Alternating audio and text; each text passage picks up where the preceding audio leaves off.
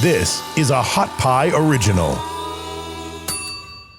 Well, there's the lounge music. I'm not quite sure why or where that came from, but we'll roll with it.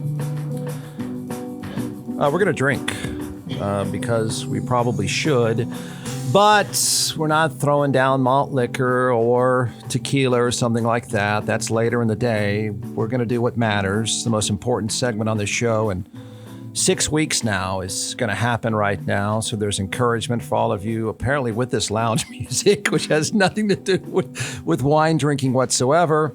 You can sit back, learn, sip. I will say this.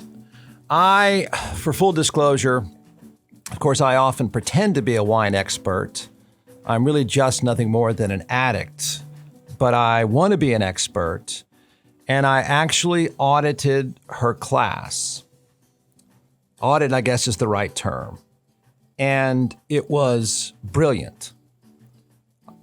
In fact, I don't know if you can be a rock star in the wine business, but Daniela is, at least this is high standards, a rock star in the wine business. So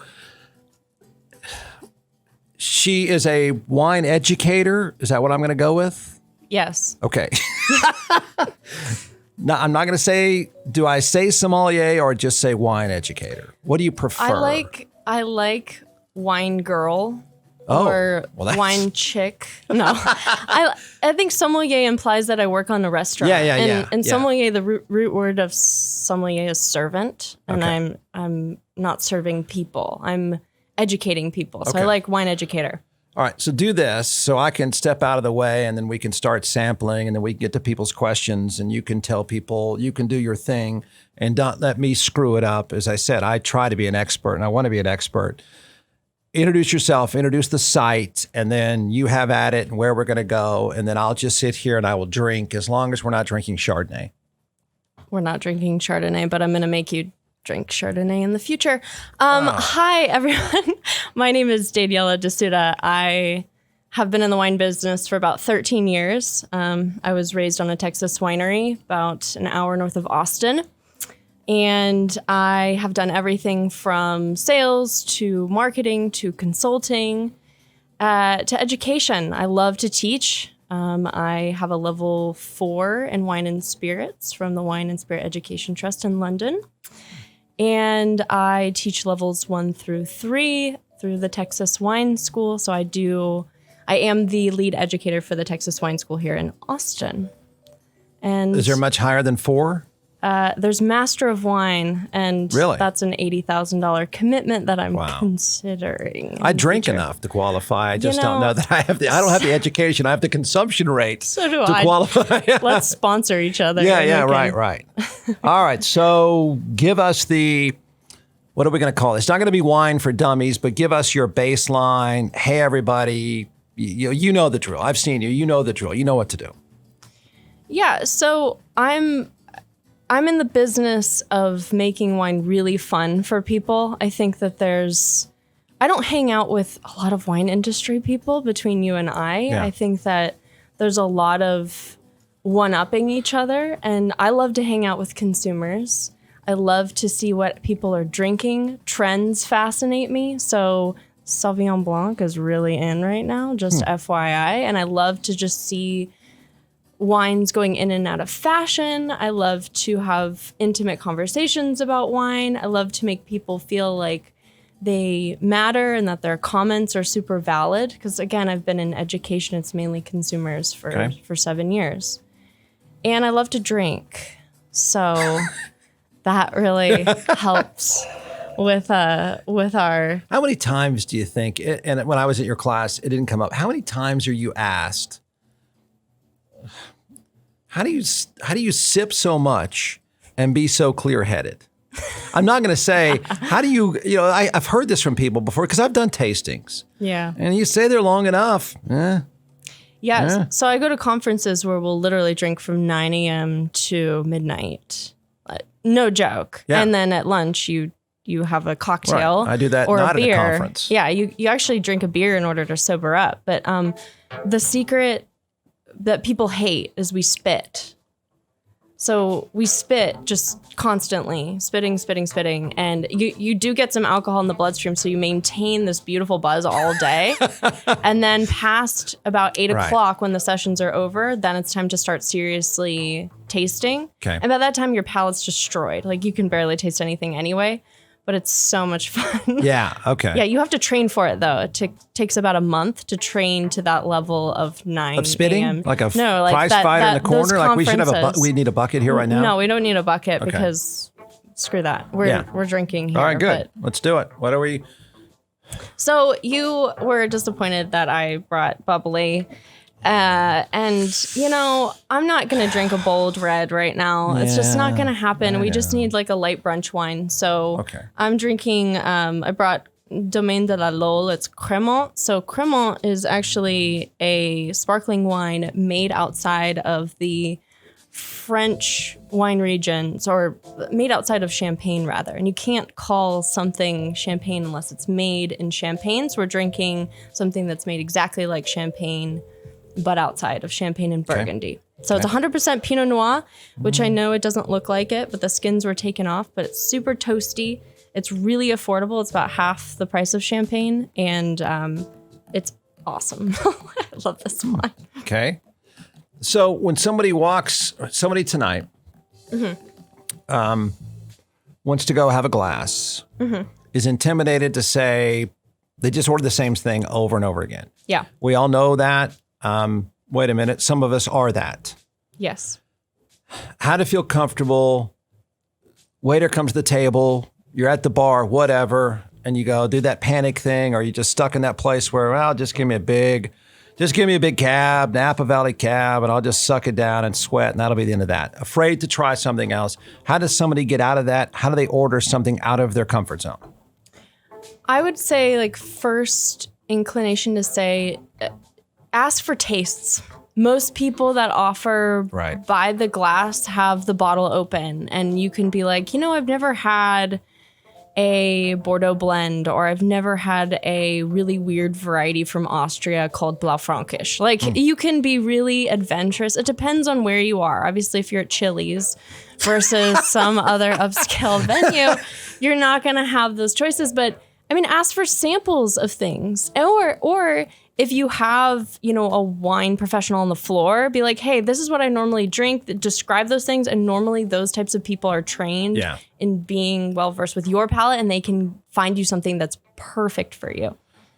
Okay. The next thing, though, is, and this is my limited knowledge, but one of the best tips I've heard was learn the right adjectives. Yes. Oh, my gosh, yes. Right? People use the same words over and over. Yeah, and I think most of us are guilty of that. And again, because it's simple for you, but complicated for the rest of us. You know, I think I really like that. I like that Pinot, but I don't know why I like it. I don't know what to say about it. Yeah. Any help with that? Yes. So I can give a few like buzz terms in order to help simplify things. Okay. So what I hear a lot, the most commonly used word within consumers is always bold. I always hear the word bold. I'm like, well, what is that actually what does that mean? Break down the word bold. So bold means fruit forward, probably, like really intense flavors. Okay. And it also probably means high alcohol because boldness and richness, I mean, alcohol is heavier than water. So you're going to have more viscosity on the palate. And I think you're going to have, more weight. And those two things translate to bold. So maybe maybe you want to say fruit forward more, or maybe you want to say something. Not fruity.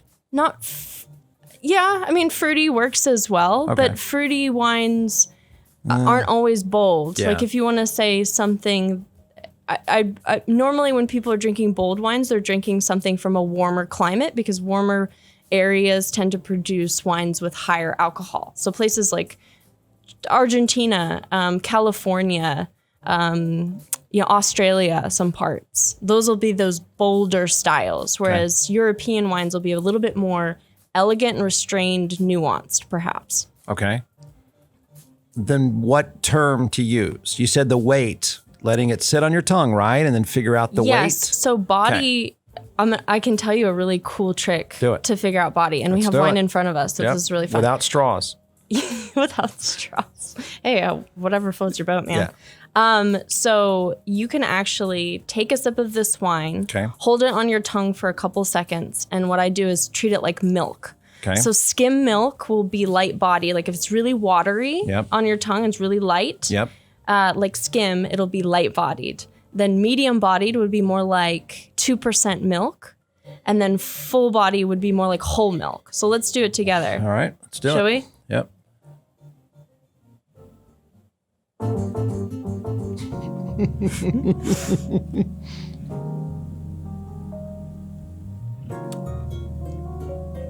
So you're just holding it there for a couple seconds. Yeah. What are you thinking?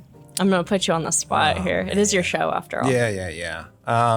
What is the question? Now, what am I thinking? I'm thinking what are you thinking in terms of body? Like, is it light, medium, or full? Like, is it skim milk, 2% milk, or is it whole milk? Whole milk. I know. There's not a huge group of us to like divert attention from milk you. Have I been drinking? I know. I don't drink milk. Yeah, that much same here. To me, it was incredibly light. So whatever the lightest milk is, that's my answer. Yeah.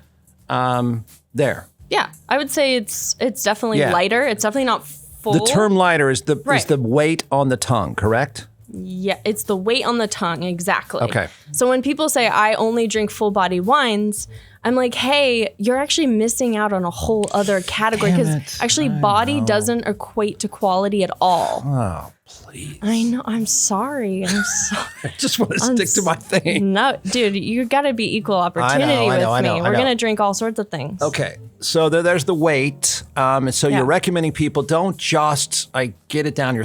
Oh, boy. Don't just swallow it. Stop it, Johnny. He's playing the porn music. He's cranking up the... Hey, we are drinking wine. Let it sit. Whatever wine you're trying out, right? You just sit there and let it sit, correct? Yeah, let it sit on your... Okay. And exactly. And then now that's a total buzz term for you. You can analyze and the goal of that is to figure out now going forward, I know when to say light, heavy. Yeah. Okay. And again, no relation to quality. Okay. So I drink a lot of really light, medium body wines that are beautiful. Yeah. Like this one. All right, let's keep going. Okay. With the song playing. What do you want me to say now? More terms. Okay. Again, I'm trying to take the average person that walks into a wine bar tonight or anywhere for that matter and says, I know what I always drink. Daniela said, gotta branch out. Let's go. I got another one. All right. Another term people use a lot is crisp. And I want to just break that term down and what it means. Okay. Crisp means probably high in acidity, and acidity is perceived on the lateral sides of your tongue, so it'll make your mouth water a lot. Okay. It's also probably not a buttery wine. It seems like buttery and crisp, like creamy and crisp, full body and crisp. Those are kind of the antithesis of each other. Okay. And you probably have no oak on it too. So it's going to be like stainless steel fermented, very light, like Pinot Grigio, for instance, or Sauvignon Blanc coming from New Zealand. These are crisp wines. Okay. And these are really great wines with like salads or seafood, those, and they're normally lighter in body too. Okay. So crisp might be a good option if you hear words like vibrant, electric. Those are also buzzwords for crisp. So somebody wants to eat light tonight. It's 100 degrees. Yeah. Go for crisp. Don't slip up and say buttery. If you like buttery, that's great. How would I know if I like buttery? I know I don't, but I'm going to ask. Butter. You're going to taste butter. You're going to taste a little bit of cream. Okay. It all has to relate to the wine styles or the fermentation rather, and how you get those flavors. And what I recommend to people is before you're judging the wine by itself, choose your food. I like to pair backwards. So when I go to a restaurant, I choose my meal first because I'm normally craving something. Okay. So we're not at Chili's again. We could be at Chili's. Those Southwest egg rolls, give them to me. Dude, those are my jam. But yeah, you could be at Food whatever restaurant. first, Food wine first, wine second. second. Yes, Okay. because before you're saying like I don't want a crisp wine, or I don't want a creamy wine, or I don't want a certain style of wine, actually that might be the best with your food. Treat wine like an ingredient, because the wine will change how the food tastes and vice versa. It's normally the food having Okay. massive impact, and you're like, oh my God, this totally transformed my wine. And also at the end of the day, do whatever the hell you want. Like, Yeah. I'm not here to tell anybody what to do, but what I like to do is sometimes experiment with styles that I wouldn't normally try on my own Okay. or on their own, and then pair them with food and watch them blossom and become alive. Okay. But if you are trying to make the two of them work well together, you're saying lighter, crisper equals lighter food. Yes, pair Okay. the body of the food with the body of the wine. What about the old rule that people have heard about, I don't know, whites with fish, or what to eat with fish? And Yes. what's up with that? So there's actually a biological explanation for that. Do you want to hear Is it true? I guess. Yeah. I don't know. I mean, Yeah. I'm going to drink the same no matter what. I know. So Most I could have people do. M&Ms and I'm going to have that I know. cap. I know. Okay, But let me sorry. tell you the biological explanation for It sounds so this. disappointed. So a lot of seafood has mercury or traces of mercury, Okay. which is not fun to hear. But the cool thing is that wines or red wines, the tannins, that mouth drying sensation, actually interacts with the mercury and makes red wines taste tinny, like licking a penny, like kind of coppery. And it'll actually destroy the flavor of the wine. So you go Interesting. with, that's really, really fascinating Okay. thing that I learned. And you also want to pair body with body. So a full-bodied Cabernet, might not be as pleasing as something like, a Riesling or dry Riesling or Chardonnay with fish, or Pinot Gris or Sauvignon Okay. Blanc. So there is some science to that. Yes, there's Okay. also science when it comes to the opposite. So red wine and red meat. Do you want to hear that science too? yeah, let's have it. Super cool. So the tannins, so I'm sorry, let me back up. Meat has protein in it. And the protein in meat actually clogs the tannin receptors on your palate to make the red wine seem smoother and richer. So that would be a really great, same thing with cheese. Cheese has those Okay. proteins that clog your tannin receptors. So cheese and wine, Yeah. such a great pair. Why does it go together? We don't even ever question this. We're like, yeah, it tastes good. Okay. What about chocolate and wine? Oh, I Bad? love this. So around Valentine's Day, I always get requests from people. Can you do a wine and chocolate pairing? I'm like, I don't want to. It doesn't work do for it. me. I hate it. It ruins it. It's sort of like brushing your teeth before you drink wine. Oh my gosh. Thank you. You're Yeah. like the first person. No, Yes. it's terrible. It's a terrible idea. So a lot of people, they'll bring home their caramel chocolates, Yeah. white chocolate, stuff with high sugar content. And what they don't realize is actually sugar makes dry wines taste bad. So what you want to do with high sugar content chocolates, like milk chocolate, is pair it with something sweet. And a lot of times people are like, it's too much sweetness. But my suggestion is, if you have to have your red wine and chocolate, which, let's face it, sometimes we gotta, Yeah. you pair really dark chocolate, something with really low sugar content, Okay. with the red wine, and that'll make it much better. Okay. That is my Yeah. spiel No, on I mean, that. I've tried to follow the old rule, and I found it just the opposite with me, is that it ruined it. Hey, I'm here with John McClellan, the creator and founder of ATX Hot Sauce. And when I say that you started this, maybe not screwing around in your kitchen, but maybe not that far removed from screwing around in your kitchen. So talk about the creation, the process, the dream that came out of the pandemic. It's from Austin, from Texas. There's not a lot of hot sauces out there that are actually from here. There's a few great ones too.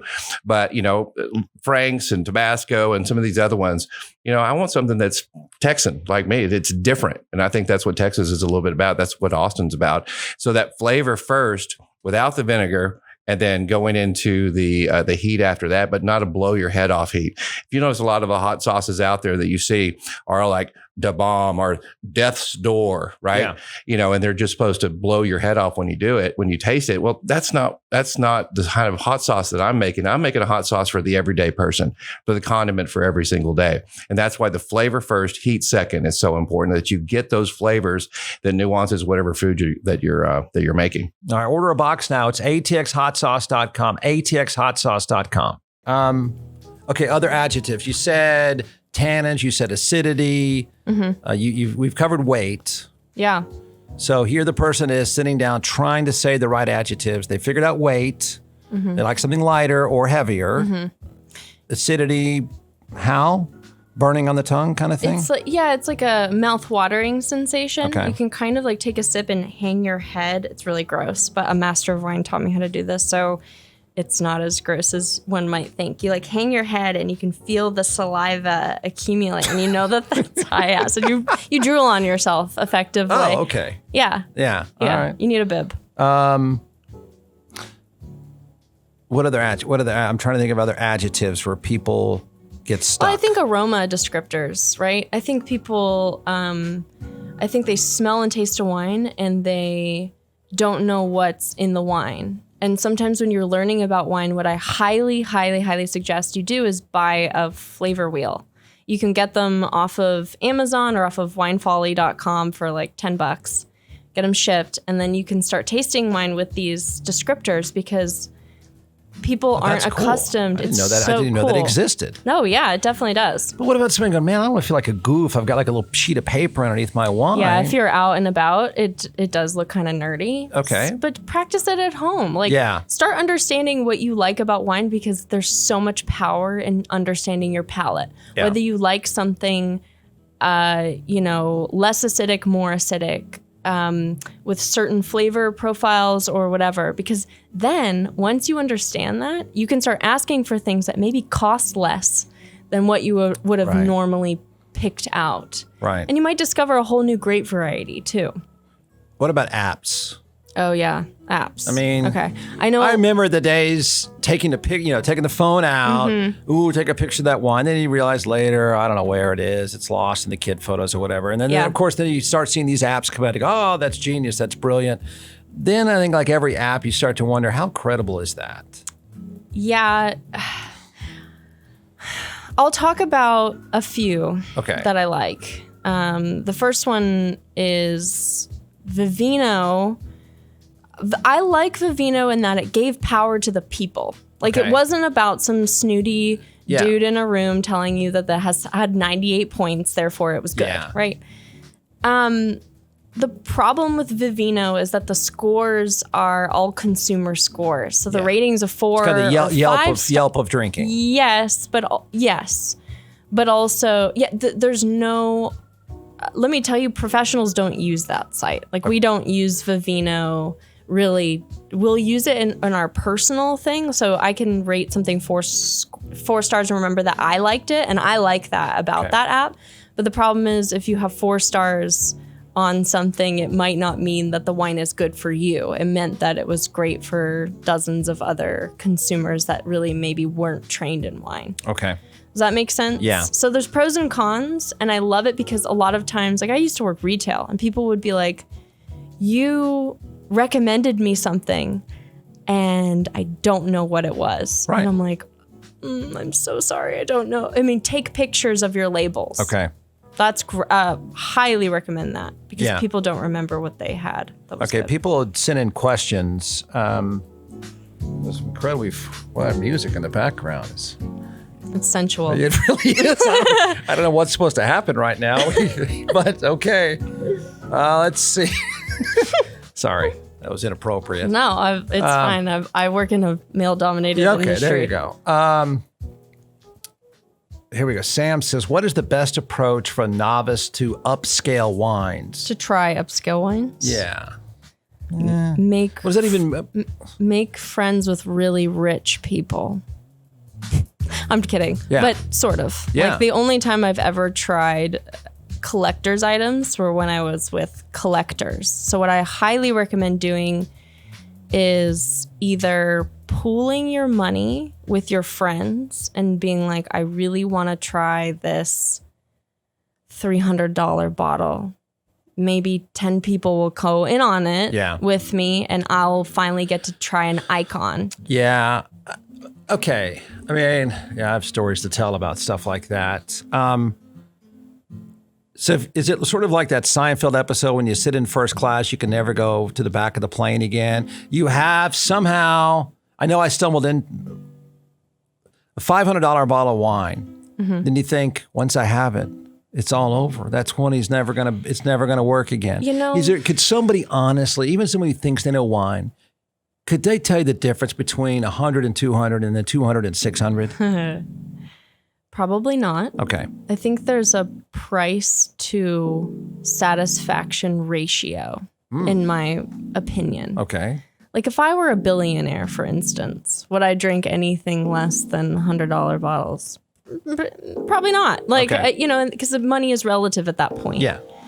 But I really do think that I've had $50 bottles that were just as wonderful as $300 bottles. Right. And $20 bottles that were better than $80 bottles. So I do think that there's definitely a variation. Yeah. I mean, you already gave him the answer for really getting that high end, but somebody looks at the menu and they're going to see $14 a glass or $30 a glass. Yeah. And they're automatically going to assume, well, 30 must kick ass. I guess I better just do that. Or I can't afford it. No way. It depends on what the bottle is. Sometimes the $30 glass is something that everyone wants, like Camus. Like people are going to mark the shit out of Camus, to be honest with you, because people are suckers for that. And to be honest, really, Camus and Prisoner, these are not pinnacle of quality. These are mass-produced wines that are great to the average consumer, and they've built a brand. It's like Louis Vuitton, if you have that, or Veuve Clicquot, if you have it, or if you take pictures of it, it's Instagram worthy, and now everybody wants it. But that's not, sometimes those $30 glasses are just the sucker wines. Okay. Yeah. So don't get, I think what you're saying is don't get caught up in it. No. I drink. I asked a sommelier at this place I frequent far too often, but I asked her, I said, I think there was a $3,500 bottle. I said, how many have you sold? She said, a lot. Mm-hmm. Really? Yeah, it's probably, Really? stuff like Screaming Eagle or things that are $5,000, $3,000. People buy them because they have the money to. Yeah. And that's great for them. And I don't have enough money to spend $3,000 a bottle and then be like, this was worth it, because there's a pain associated with that. Yeah. Is there a dollar amount where you can say it's never going to work for you? I mean, thinking, Danielle, I really got $12 tonight. Yeah. Are you going to say 12 is just never going to get you there? But 20 does. I feel like I'm in that space. I feel like my mission is to find $25 really good bottles of wine. Let me tell you, that's my budget. I'm fine. That's my budget. Yeah. And I drink wine all the time. My budget's around $25, $30, $20 if I can find a really great bargain. So I'm there with you. Yeah. Like I'm totally. But what if I said 12? there. Then you're going to say, I don't know, Jeff, that you might as well get the big gulp. 12 is possible, but you really have to search. And the problem with anything less than $15, in my opinion, is then you're running into what's in my wine. And what do you mean by that? At that point, it becomes perhaps bulk wine, because if you're selling it for $12 a bottle, it must mean that you're getting it for nothing per gallon. And then you're adding things like additives and all of these fun little things to make it taste good. All right, let's see. What's a good pairing with a sugary Chardonnay? Screw that. Screw that. I'm going to make you like Chardonnay. No, you're not. Yes, I am. Get some Gatorade and a big gulp and a pack of cigarettes. Same thing. Awful. Chardonnay, blah, blah, blah. Oh my Just suck gosh. the testosterone right out of this show, Daniela. Have you had white Burgundy? Have you had French Chardonnay? I said in your class it was a Riesling, was out of this world. It was great. Exactly. I know, because I'm here to change lives and worlds and minds. You've got. Is there a correlation I'm gonna make you between like it. testosterone levels and Chardonnay? I feel like there might be. No, real men like Chardonnay. Oh. That's what they say. That's what they say. All right, well, I'm going to skip that question. I'll let you deal with that some of the day. What's a good bottle to pair with salmon smoked with... What is this? Alderwood versus my steak smoked with mesquite. How do the two palates compare? Wow. Oh, that's very specific. I like Look it. at that. So first of all, I'm thinking of oak here because if you've got anything smoked, you've got a smoky flavor, and oak actually imparts some smokiness. Okay. So I might have with the first one, if you have salmon smoked with alderwood, I'm gonna go. Because salmon is smoked, I might go with a Pinot that's seen a little bit of oakiness. And I know I'm breaking my How fish. does somebody know oak? Tell someone how to find oak. Most reds will have some oak on it. So How would I it's know what is oak? You're gonna taste flavors of vanilla, nutmeg, like all sorts of baking spices, like cinnamon, clove, some smoke, and brioche. So it'll be more of a savory component versus fruit. When the server says, yeah, it's oaky or something, this oaky comes up and you go, oh, I don't know what that is. I hate oak or I love oak. Yeah. Some people like oak and some people don't like oak. Vanilla, clove, nutmeg, again, brioche, smoke. Okay. And so I might say with the salmon smoked with alderwood, I might say a Pinot from Oregon with a bit of oak on it, just to because it's really savory. It's a little bit darker, a little bit richer. And then the steak smoke with mesquite, I might go with definitely a red that's seen a bit more oak and is more full bodied because that steak is going to be heavier. So I might go with, I'm going to get out of the cab thing. The cab with steak always works. We've known that. So in order to not be cliche, I might go with Syrah. I think Syrah is fabulous. Nobody drinks it because they think of Yellowtail, but Syrah is my favorite. And that with a little bit of that since college. It has a bad rep. Yeah. There's actually a really dirty joke that I want to tell you, but let's do that next time. Okay. Even though the porn music is blaring, let's do that next time. There's a dirty joke about Syrah. Okay. So I would say, Syrah or a Tempranillo from Spain. Okay. I think that'd be really good. Yeah, because there's, I guess I don't know if this must be a bad sign. I guess I don't appreciate how many people, obviously based on questions, are trying really, really hard to pair that food. Are they trying too hard? I think that people understand that there's a magic with food and wine pairing, and I appreciate that. Okay. But I think at the end of the day as well, it's about what you enjoy. And if you notice that your food is making your wine taste bad, then there's an issue and you can adjust that accordingly. But if you really want a red wine with your fish, do it, dude. Like it's up to your palate, your wishes. I'm just here to provide some facts. I'm gonna spit facts. Pastas. Yeah. What to do? What type of sauce? I don't know. I never have Red any sauce. Red sauce. Okay, so red sauce, because red sauce is tomato based. Tomatoes are like really vibrant. They have some acidity, so you always pair acid with acid. So I would do like Italian wine pairings are the best in the world. So something red with a bit of acidity would be perfect, like Chianti. Great pairing. What? I hate it. Okay. We're going to fix all of these prejudices. Got like all sorts of issues. You can't hate all Chiantis and all Chardonnays. It's not possible. I know. I'm going to you write a list of everything that you hate, and I'm going to blind you on everything, and you're going to be like, oh, I actually really like this. I'm like, yep, this is everything you despise. But I think I'm somewhat typical of the average or the more than average drinker who's at that next level. This is how I really like that wine. I like that wine, but we stay in the same space.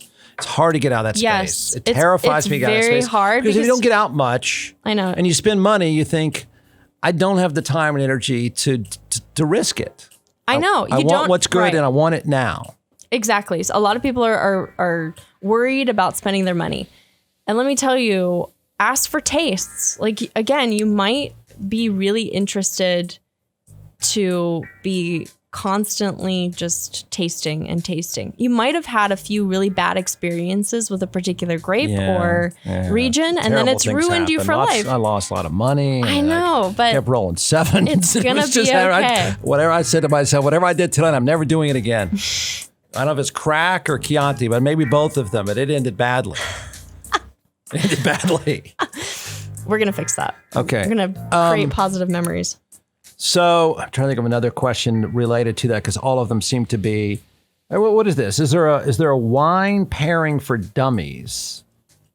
Yes. You've already given the sort of sense principles, correct?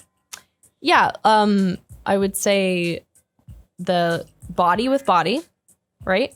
I would say flavor with flavor. So if you have some sort of butter in your pasta, then I would switch gears. Instead of doing a red sauce pasta, I would do a buttery Chardonnay because butter with butter go really well. And if you really want a book about this, I have a really good one. It's What to Drink with What You Eat. And that's given me... You can look up any meat. That's the title? Yeah. It's so great. What to Drink with What You Eat.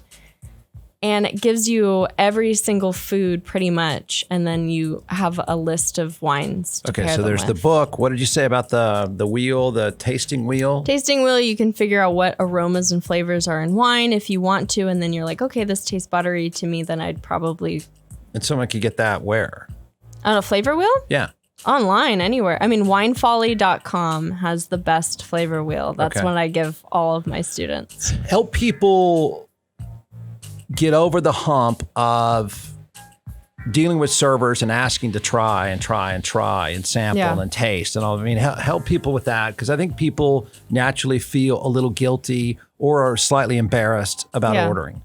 I've been a server. I mean, I was a server for 5 years in an upscale Italian restaurant, and we had a very large wine list. Okay. We don't mind doing this for you. First and foremost, we want to make the sale. Yeah. So we want you to, if you're ordering a bottle, be comfortable about that choice, or if you're ordering a glass, feel happy and then order another one. That's our main priority. And if you don't feel like that as a server, then you're in the wrong profession. And if it sucks. And if the person doesn't like the taste sucks, then great. You dodged a bullet. You could have had a whole glass of that. So don't be afraid to do that. And also don't be afraid to get around with your friends. Maybe everybody brings a bottle and you're focusing on one grape variety or one region. You're like, hey, today's Chardonnay night. I know, I had to say it. Or Merlot night, or, I'm going to bring a bunch of dry Rieslings and I'm going to sit around. Merlot. And I'm going to sit around and I'm going to drink. I know I just named like the 3 most unpopular grape varieties, but they're all delicious. Just sit around and you're going to find one that you really resonate with, or blind them. Maybe put them in paper bags and be like, we're not going to see the labels. This is our favorite one. Maybe you're bringing a bunch of different grape varieties from all over the world. Like, there's so many ways to taste wine now that we've never had before. There's wine clubs. Yeah. There's test tube kits you can order. What? Yeah. Oh, gosh. Well, that's no fun. Well, it's fun if you want to sample 6 wines. Yeah. What about that? Doing a tasting. Yeah. Worth it? Wine tasting at a winery? The flights. No, I'm talking about the flights. I see it all the time. At various restaurants? Yeah. I think it's fun. Okay. People love that. Yeah. I mean, are they making a substantially higher markup on you? Yeah. Yes. I figured as much. But if, it's all about pleasure. Right. Wine is pleasure. And if that makes you excited, do it. Okay. Should I avoid that? Here comes the music.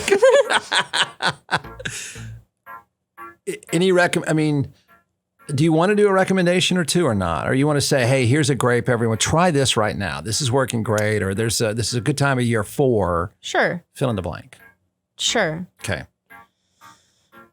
I think it's always a good idea to drink bubbly, no matter what. And when in doubt, don't sigh. You keep sighing about my wine recommendations, and you have to know that I know what I'm talking about. I do know. That's why I'm so disappointed. It's like, oh man. Bubbly Dad. is always a good idea. And in fact, whenever you're struggling with a pairing, bubbly is like the beer of wine. It has carbonation. It Yeah. goes with everything. Has a bit of sweetness sometimes. It's great with everything under the sun. Okay. So if you're struggling, get a glass of bubbles. Problem solved. It's not just for celebrations. The other grape, I mean, we live in Texas, right? And even in the summertime, you guys are crazy. Like, even in the summertime, people are drinking bold reds. Yeah. I don't know what it is. It's just something about Texans, like they have to drink their reds. So pick out a French Syrah and tell them that Daniela told you to pick out a French Syrah. I have this wine expert. She told me French Syrah is the best. And I guarantee anybody who knows anything about wine will light up. You just say, They'll do hey, a dance. Yeah. 9 o'clock. I'm by myself, a little lonely. A French Syrah. Yeah. Do And they're it. going to go right on, man. Peppery, herbal, gorgeous. Drinks like a cab for all you cab lovers out there. Stop drinking cab. Stop buying overpriced cab. It's so overpriced. Napa, I mean, the acreage goes for $500,000, bro. I know, And who's I know. passing on the cost? Man, I know. French Syrah. I'm going to get a Coke or something instead. You're like just shooting holes in everything I do. No, I'm not. I don't mean to. Yeah, no, you it's- drink whatever you like, No, but no, I'm no, giving you're you right. more options. I'm expanding your French horizons. Syrah, if you're dead set on a big red, go there. Yeah. Will the average wine bar know? Will they put me onto something pretty good? Yeah. Okay. Wow. They got you. Yeah. All right. Anything else you want to add? I just want to add that first of all, I'm really happy to be here. Oh, thanks. So Thanks. thank you You've- for having me Look on. what you've done. The whole show is mellow. It feels better. We got some kind of weird porn music now. I and just- know. we got some wine going on. You're talking about white wines. Everything's just much calmer. It's sexified in here, I think. Yeah, I did want to say that, but if you want to add that, you go right ahead. I don't want to get punched in the face. I'm very honest Yeah. and probably too much so. But yeah, I want to say thank you. And also, people need to drink what they like. But also, I think that I would love for people to expand their horizons as much as they feel comfortable. And if anyone has any questions, they can feel free to reach out to me to do that. I'm on Instagram. I can plug some social. Yeah, if do I that. want. Plug So all I'm that at stuff. Instagram, Daniela Masters Wine. My brother kindly told me that it looked like Daniela Master Swine. So however you want to read it, it's Daniela Masters Wine on Instagram. And I'm happy to get your DMs. And if you have any questions about pairing or getting into wine or studying or whatever, it doesn't matter. Reach out. That's your site too, right? Yep. Same name. Yep. Site is www.danielamasterswine.com. And I have a blog. It's very irreverent. It's all about how I've done in the wine industry and what I think about it. And I have study resources up there too for other people. That's a little bit more industry based, but I'm really just here to party and here to drink really good wine. So there's no pretense. Well, we'll do it again. Promise. Okay. Okay. Love to be back. All right.